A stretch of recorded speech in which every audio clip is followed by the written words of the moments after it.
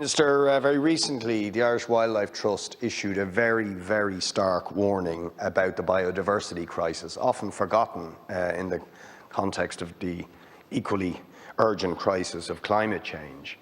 But it's very important for us to remember that biodiversity collapse could actually spell the end of our ability to live on this planet. One of the areas they pointed to was the marine environment, its critical importance. And indeed, the Wildlife Trust, like many others, are deeply concerned about the attempt with the ramming through of the marine planning framework of rubber stamping essentially the grabbing of very sensitive marine sites like the Kish Bank, the Codling Bank and so on off the East Coast and other parts of the country by private companies, and that will be rubber stamped despite the potential implications for biodiversity, for marine life and of course for fishermen when we're talking about the just transition.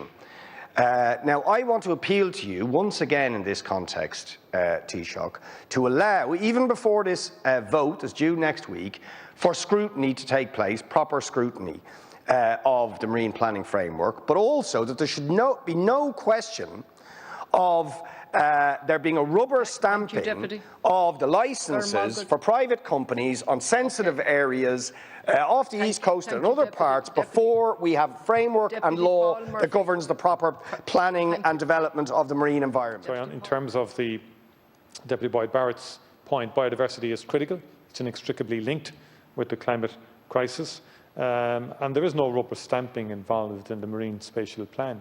Quite the contrary.